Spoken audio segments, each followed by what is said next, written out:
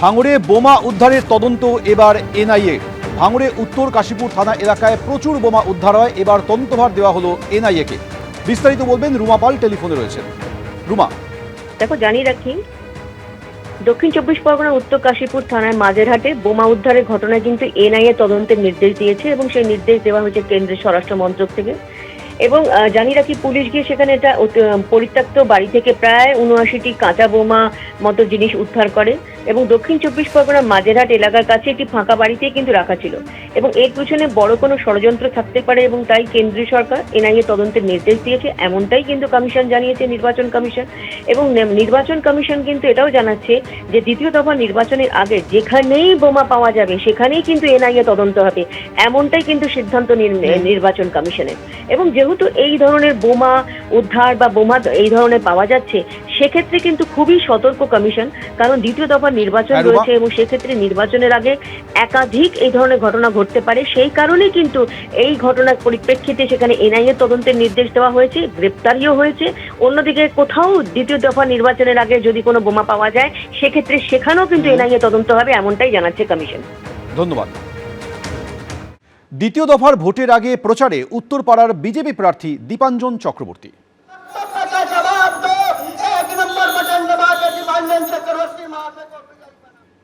দীপাঞ্জন দা, জানতে চাইবো যে মূলত কি বক্তব্য উত্তরপাড়া বিধানসভা কেন্দ্রের পরিপ্রেক্ষিতে? আজকে প্রধানমন্ত্রীর সভাতেও আপনি গিয়েছিলেন, আপনার সঙ্গে বিজেপির নেতারা রয়েছেন, আছেলাল যাদব তিনি যোগ দিয়েছেন বিজেপিতে, আপনার সঙ্গে রয়েছেন। কি বলবেন, কি প্রতিশ্রুতি মানুষের? প্রধানমন্ত্রীজির কতগুলো কথা খুব সুস্পষ্ট ছিল। এক নম্বর কথা খুব পরিষ্কারভাবে বলেছেন, উনি শুধু উত্তরপাড়া নয়, হুগলি জেলার মানুষের কাছে আবেদন করেছেন, দাবি করেছেন যে প্রথম পর্যায়ের যে 93% পোলিং হয়েছিল, হুগলির মানুষ যেন সেটাকে ছাপিয়ে যায়, সেই রেকর্ড যেন ভাঙে। আমরা প্রতিশ্রুতি দিয়েছি সেটা হবে, যেখানে কারণ ওটা পুরো হুগলির জন্য ছিল। হ্যাঁ, উত্তরপাড়ার জন্য যেটা বারবার উনি বলেছেন, যেটা আমার শুরু থেকেই ডিমান্ড ছিল যখন আমি এখানের জন্য মনোনীত হয়েছি প্রার্থী হিসাবে, হিন্দ মোটরের কারখানার আমার পুনর্জীবন চাই।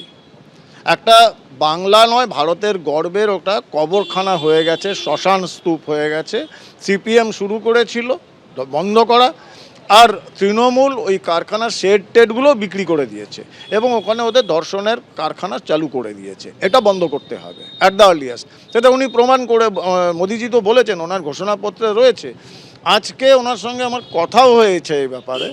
আমরা নিশ্চিতভাবে বিশ্বাস করি যেখানে শিল্প তালুক হবেই এই বিশাল জমিতে, এবং আগামী 1 বছরের মধ্যে সেই শিল্প তালুকে উত্তরপাড়ার প্রথম একজন যোগ্য শিক্ষিত যুবক, চাকরি বিক্রি করতে দেবো না, এখানে পার্থ চট্টোপাধ্যায়ের জায়গা নেই, এবং একজন শিক্ষিত যুবতী, তাদের হাতে অ্যাপয়েন্টমেন্ট লেটারটা মোদিজি দেবেন। উনি বলেছেন আমি আসবো, এটা উনি প্রমিস করেছেন আমার। এখানে পুলিশকে শেখাতে হবে যে আপনারা সংবিধানের আইন মানুন, শাসকের আইন নয়। এবং আমি যদি জনপ্রতিনিধি হই, যতদিন থাকবো, আমার কাছ থেকে একটাও ফোন পুলিশ পাবে না যদি আমার দলের কোনো কর্মী যদি অসাধু বা অসামাজিক কাজে যুক্ত হয়। আপনি আইন অনুযায়ী ব্যবস্থা নেন, কিন্তু আপনারা পুলিশের লোক যদি আপনারা সিন্ডিকেট রাজ বা তোলামূল গুন্ডা এই সমস্তর মধ্যে ঢুকে যাবেন, আপনাদের আইন শেখাতে আমি বাধ্য। এবিপি আনন্দ, এগিয়ে থাকে, এগিয়ে রাখে।